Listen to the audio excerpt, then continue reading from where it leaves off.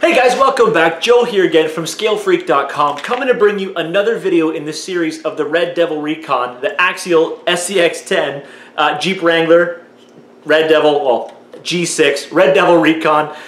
Today I'm installing the Last Lockers from GCM Racing. These things are amazing.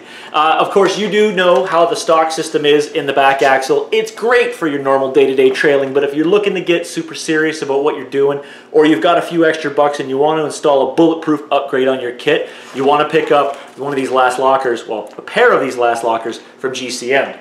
In the video, I'll do an install. I'll show you how I installed them in my truck, and I'll also talk about the quality of the product quite a bit because they're awesome. But you know what? Enough of me talking and waving my truck around in the air. Check out the video. Watch the rest of it. We'll start with the packaging of the product. Very, very easy. It's in a nice blister pack here, all sealed. Looks like it's actually like crimp and heat sealed, and you have exactly what you've asked for. So in my case, generic custom metalworks, which is GCM Racing. I got 2 Last Lockers for my Axial kit. So you get the locker set itself. You can see it's all custom machined. Very well done, by the way. And of course, you do get the giant set screws to fit in there to lock it down on the axle. I'll show you guys exactly how to do that. It's a very neat system. I like how it goes together. And again, the tolerances on this product and stuff like that are absolutely amazing. I do want to show you really quick to start the reason why I want to do this. So here, let me just throw a couple trucks in the picture. I'll take the shell right off of this one. That way I can set them side to side. With this truck here, just adjust the camera a little bit. With the truck right here on the left, that is my Recon G6. Now, this truck here, it hasn't been extensively used. You know, I've got a handful of packs through it, so the rear locker that's in the back here is still fairly new. You can see here, if I hold the wheel and just go back and forth, you can see exactly how much play there is in the back end of that. Now, I mean, there will be some play all the way up the axle as well, but I mean, just from wheel to wheel, you can see kind of how much I'm getting. Now, I'll slide it over here. I'll do the exact same thing with this truck.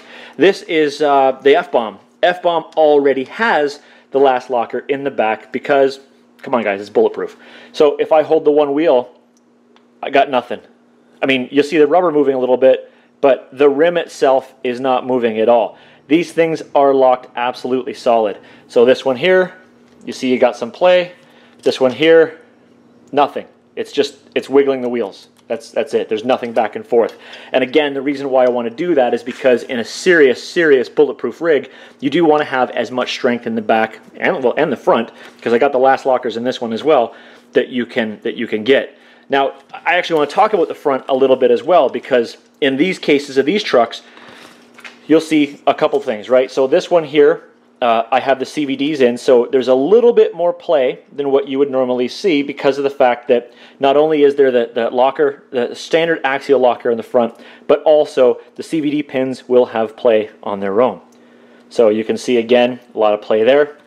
Now this one here has CVDs in the front as well, but these CVDs have been used for years, so the CVDs are fairly worn out. I will be replacing them eventually with a whole new CVD system, but you can see here it does reduce some of the slop a little bit. Now all the slop that you're getting from this is all from the CVDs itself and no longer from that center. So it doesn't eliminate all the slop on the front, but it does eliminate some of the slop on the front. So let me go ahead. I want to show you the install on this bad boy here and show you exactly how it's done. For this here, I'm going to remove the back axle from my truck. Very simple. It's actually easier to take the back off to show you than it is to disassemble the entire front. Eventually I will do both of them, so that's the easy part for me to do later. But I wanted to show you as I'm going through with it exactly how I get these parts done. I'm not going to film the entire removal of the axle, but I do like to talk for a little bit. So the back axle, of course, is the easiest to pull off, so maybe try that one first, just to make sure that you've got it right. I do recommend putting these in the front and the back just to make sure that you have a nice solid lock on your whole truck. And please remember, when you're disassembling your rig, always make sure to keep the parts kind of set somewhere safe, like drive pins, things like that. You want to make sure that you you keep them set aside so they don't roll away. Again, any part that hits the floor, consider it gone, unless you've got one of these awesome Cow RC magnetic pit mats. You can see I'm going through, I'm taking everything off here. I did use as many axial parts as I could on this, and that included using the axial lockouts, which I actually think are absolutely phenomenal, especially for screwing into the actual axial axles themselves. So anyway, guys, give me a minute. I'm going to get the whole back end of this axle pulled off, and I'll open it up, and then we'll go ahead and start with the install of the new part. With the stock axle opened up, you can see there's not really a whole lot to it. It's a nice, simple system, very easy to assemble, also very easy to maintain. But again, you know, when you go through it, it does get some slop to it because of the hardware that's in between. So I've got this all greased up. I'm going to clean this up a little bit. I'm not going to be too excessive about it because this part is going to be disassembled and thrown into the parts bin for later use. So you can see, again, very easy system. You got the plastic part in the middle. There is a chunk of cast metal on the inside that your axles kind of stick into there. So that's what the unit looks like when it's inside the system. But of course, again, there is some play to it. Like even just holding it like this, you can actually feel that there is some play to the system. So when you look here, just open this up here. What's going to happen with the GCM setup is the axles are still going to fit into here, but instead you see these little set screws, the holes for the set screws, they're going to go in and they're going to screw down on the flat spots. So 2 for each one, so 1 here and 1 here. And it does take a little finagling to make sure you get them 100% straight, but once you lock them in, this becomes one solid unit. So that means that your axles can't slide out the end, they can't wiggle side to side. That's it, they're in there. And of course that is going to give you some added strength, and that's going to give you some added stability. So the part itself, you can see, I wish you could actually see how well this thing is machined. It's absolutely phenomenal. And then of course the set screws that they give you with this, I do want to note this, because a lot of companies, I find right now when they give you set screws, they're giving you either 1.5s, you know, or was it the 0.050, whatever it is, if you're looking at the other scale. But these guys here give you a nice solid 2.0 set screw to screw into. So you can get a little bit more force onto this thing without worrying about stripping it out or hollowing out the hole. Because again, you will be using your Loctite on this to make sure that it doesn't back out. And in the event later that you actually had to take it apart, you obviously want to make sure that it's going to come apart. Because nothing sucks more than stripping out a set screw, especially when it's a really, really tiny one. Like these tiny, tiny, tiny little 1.5s have a really nasty habit of stripping these guys out. So I am going to be really, really careful when disassembling this. So give me a second, guys. I'm going to get this whole thing disassembled, and then we'll start the assembly process of the GCM part. Now that I have this bad boy pulled apart, I want to show you the differences between the parts again. So here we have the plastic cup, the stock axial plastic cup, and of course the GCM Last Locker. The stock axial cup, hollow on the inside, and you throw in this guy here. Your outdrives, or sorry, your axles go into here, and again you can see right there there's already slop in play on that. And I mean, that's a very simple system. It does what it has to do. It locks inside there, so you wind up eventually getting some kind of play side to side on this, and eventually getting more play side to side on this. And in essence, these things are only just fit into there and left to their own devices, so that could happen. With this system here, again, though, it will be a little bit different, because what's going to happen is these giant set screws are actually going to lock down on each side to make sure that they do not move. Installation, very simple. Of course, you do have your gear. It's going to fit on here. There's actually a couple leader holes to go on there to make sure that it fits in correctly, and it just uses the stock small axial screws to fit them back in there. Now guys, this is metal on metal, so please remember your Loctite 222 to get them back into the holes again. Make sure you use, and I can't stress this enough, guys, make sure you use a good driver when you're doing this. I can't stress that enough. If your tools start to get worn out at all, replace them, because what will end up happening is you will wonder why all of your screws are starting to strip out, and here it's because you're using one bad tool that's causing all of your screws to oval a little bit and then of course that's going to create a bit of a problem. Now also, just as a I guess it's, I don't know if it's even a rule of thumb or just something to do, I never crank these things all the way down one by one. I don't want to take the opportunity that this thing does not seat correctly and then all of a sudden I can't get my gears to mesh correctly at certain spots. So I do kind of like what you do with lug nuts on a tire, where I just kind of get them down a little bit and then I go and I snug them around one by one to make sure that I don't deform the gear. Now this GCM part is also metal, so please remember that you can crank this thing until the sun goes down. It will eventually destroy your screw because it's not going to strip out like a chunk of plastic does. So you're going to want to do it till it's nice and hand snug. Don't crank these things like crazy. With the right Loctite, it will still stay in place for a long time to come.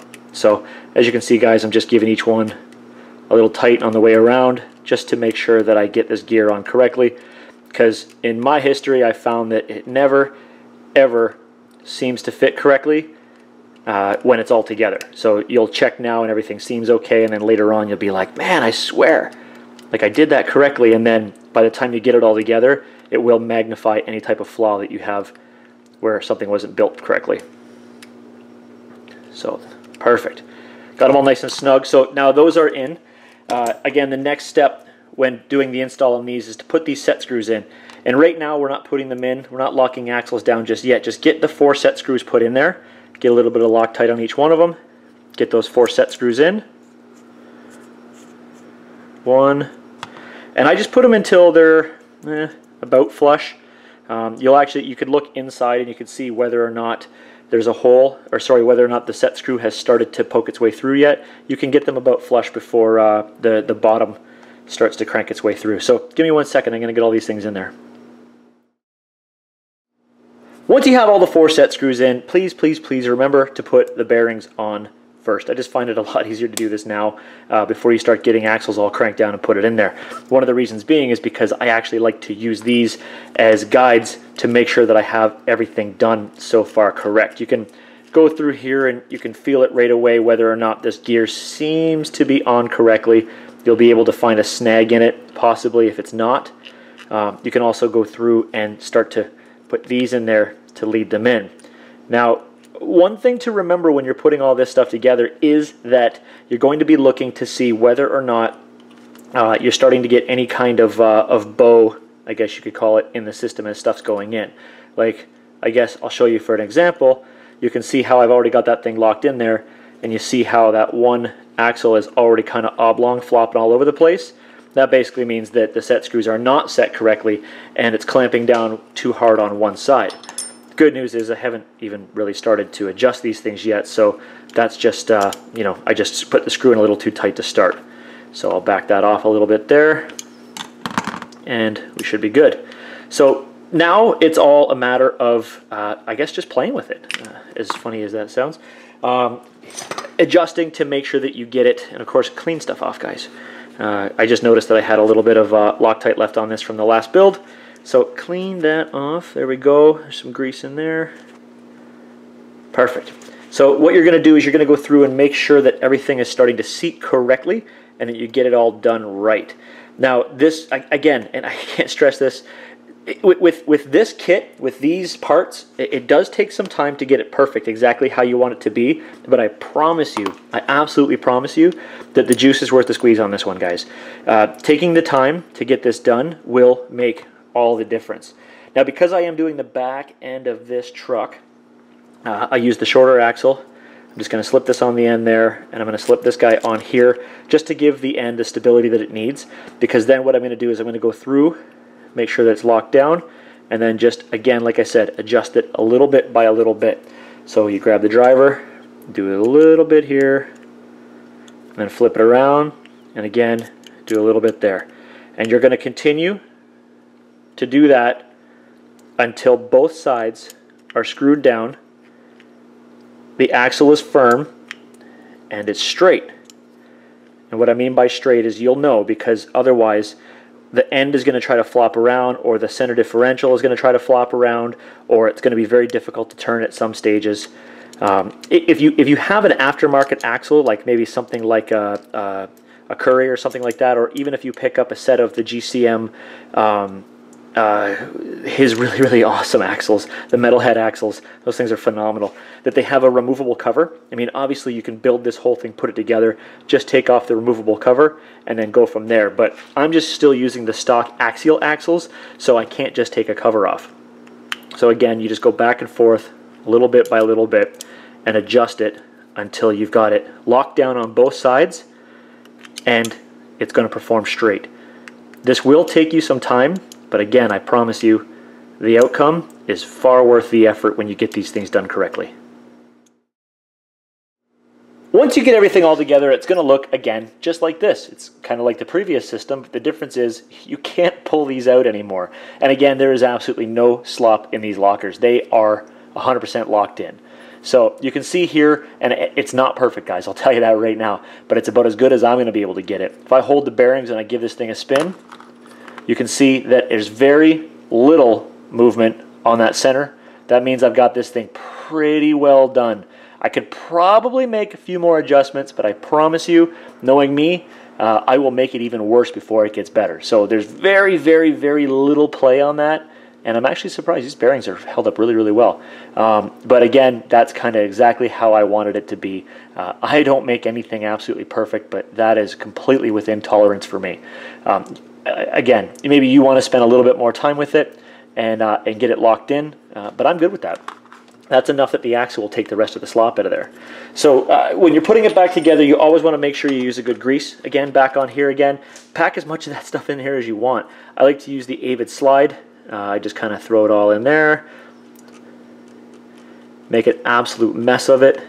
And, you know, the more you put in there, I mean, really when it comes to axles and stuff like that, it doesn't really hurt. So give me 1 second. I'm going to make an absolute mess of this and then get my back axle back together again.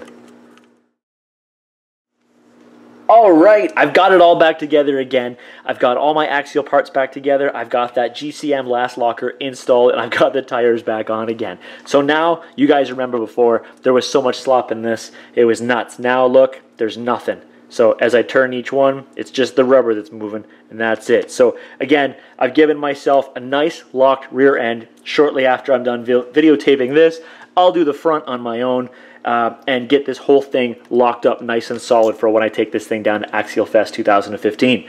So it's going to be a blast. Remember, guys, take it from that stock axial part. Great for every day, but I'm looking for bulletproof parts, guys, and that's what I picked up with the GCM Last Locker. Of course, you guys, you can find this stuff on gcmracing.ca. Also, guys, head over to the GCM YouTube page. It's youtube.com/GCMRacing1. A really good group of guys over there doing a whole bunch of part installs, as well as just a bunch of cool videos on their rigs. They are off the deep end with scale stuff, so go check it out. I'll put the link below as well. So guys, thanks again for watching. I've got this this video locked up. You see what I did there? And to crack myself up once in a while. So guys, please remember, go and subscribe up in the top. Click the like button down below. Post in the comments field what you're using for lockers if you're not using the Axial locker. I'd like to see what else is out there. I know there are some other companies, but I'm sure I've missed a couple. And of course, guys, please share this throughout your communities.